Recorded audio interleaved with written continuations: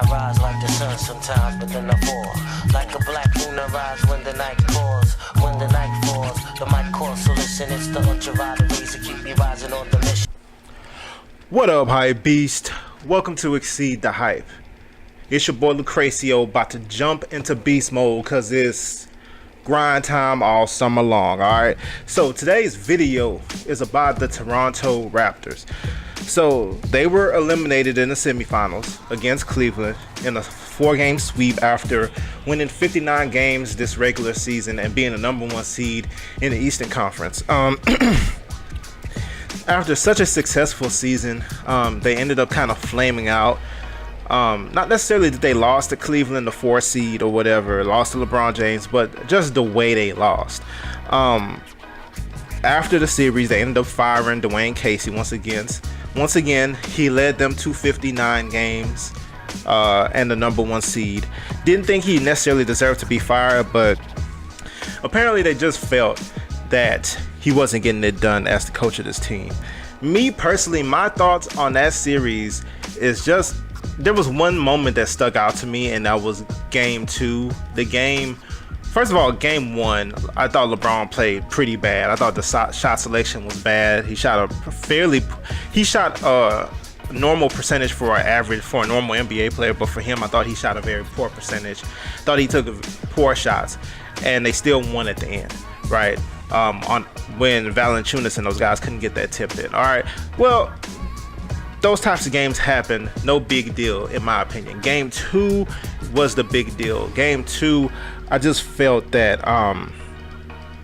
LeBron really demoralized them in the late third and early fourth quarters with all the fadeaways.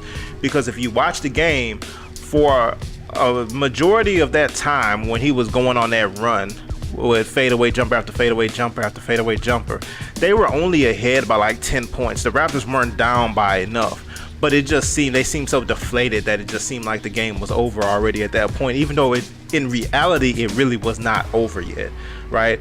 I just feel like moments like that are the negative about the Raptors. They become so demoralized, and then they kind of gave up in that game. Now, they did fight in the third game. They came back to Cleveland and gave, the fight of their season, and then LeBron James just kind of ended them with that little running floater going out of bounds or whatever. Then game 4, as you would expect, they were defeated already. They just got blown out.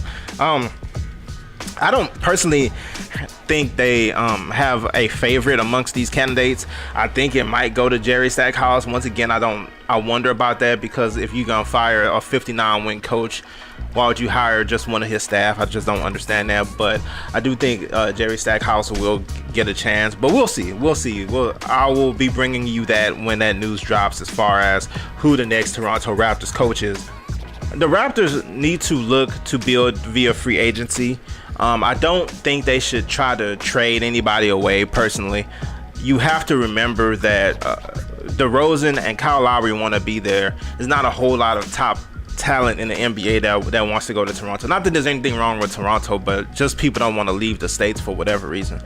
So I think you have to really go after some of these free agents. I think some good free agents that could fit what Toronto tries to do.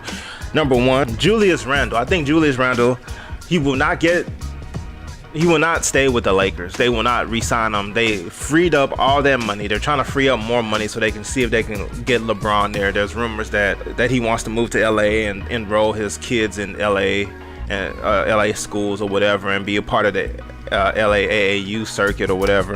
So if that's true, LA definitely is not bringing back Julius Randle, or not giving him any significant money to come back. So he's going to be on the market. I think he fits with what Toronto does. He's a nasty guy. I just think he would fit well in Toronto at one of the 2-4 positions, most likely the power forward. Somebody else that I think is really interesting is Jabari Parker. People were very excited about him coming out of college, and he has not panned out in the NBA up to this point. But I do not think, he also has been injured a whole lot. He's spent most of his young career on the injured list in the NBA so far. So with that being in mind, I do think he has a very, interesting ceiling. He's an interesting player to take a chance on.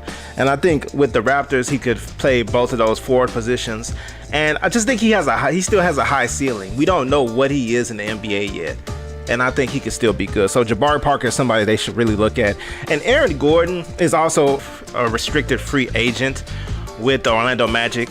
They can try it. I don't think Orlando will let him walk for any amount of money, to be honest, but they can always try to throw a blank check at him and see if Orlando will be scared to pay him large money.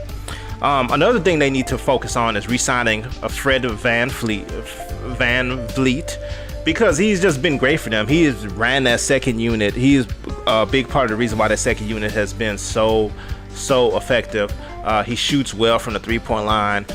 He's just, I think he's a good player. I just think he's a very good player to have as your backup point guard behind Kyle Lowry. So they definitely can't afford to take any chances with him. They need to hurry up and get the paperwork done for VanVleet, get him back on the bench. All right. What I think the Toronto Raptors should do this offseason is really stay the course. Like I said, they got to hire a coach. They got to sign some good free agents. There's some guys who I feel like they have a chance. I feel like they have a good chance at Julius Randle. They'll have to pay him. They may overpay him, but they have a very good chance at getting him to go there. Somebody who has a lot to prove. And Jabari Parker, or possibly even both if they really were interested. But I just feel like those are two guys they have a really good shot at landing. And I think they should go all in on those two guys. And after re-signing VanVleet, I think Toronto, they already fired the coach. That's already an over-exaggeration, but they have to avoid further over-exaggerations going forward. They have to stay the course. And what I mean by that is LeBron may be going to LA, okay? That Cavaliers team is going to trend downward. The Boston Celtics, they showed without their two major signees or whatever that they can still win games because they have a lot of guys who can play. All right, those guys aren't stars. I mean, maybe Jason Tatum, maybe Jaylen Brown will be in time, but as stands, those guys aren't stars other than Al Horford, and he's declining. But they can all play. The NBA is trending towards more well-balanced teams, not necessarily having one superstar and everybody else playing off of them. But the Golden State Warriors, well-balanced team. Now they have a lot of star power, but they're a well-balanced team. Boston's a well-balanced team. Cleveland is a very, very poorly balanced team, and that's why they struggle so much, because especially with Kyrie gone, not everybody can focus on LeBron James. Philadelphia is going to be, as they continue to get better, a well-balanced team. The Rockets, another team, even though they're heavy with the star power, they're still balanced kind of. Their role players are pretty good. The top teams are well-balanced teams.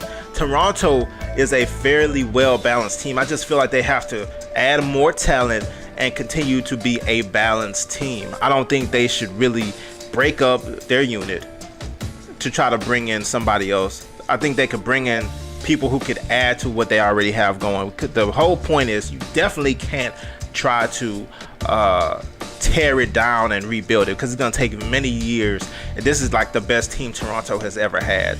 So stay the course. You got young DeRozan. You got Kyle Lowry, who's a little bit older, but he's still, very useful. Add more around these guys. Get a coach who is very strategic, who's a very good coach. Hopefully a young coach or whatever who can bend and go with the current flows in the NBA. And like I said, stay the course. I just don't feel like they should break it up. The target should be Boston and Philly, not necessarily Cleveland, or not necessarily wondering what it's going to take to knock off LeBron. You have to look at possibilities of him leaving, and even if he doesn't leave, the idea that he will eventually decline. I promise you, he will eventually decline. So you have to look at Boston and Philly. Both teams are well balanced, even though Philly has some knockout power with their stars. They're all well balanced team. Toronto, stay the path, add more talent, but don't lose your core. All right. Let me know what you guys think about what Toronto should do this offseason and the next steps for the Toronto Raptors. Leave it all below in the comment section. Like I said, it's grind time all summer long. We coming at you with these daily videos, these daily breakdowns, the daily reactions to the NBA, what's going on in the NBA, updates, everything you could imagine. Smash that subscribe button, all right? See you next time.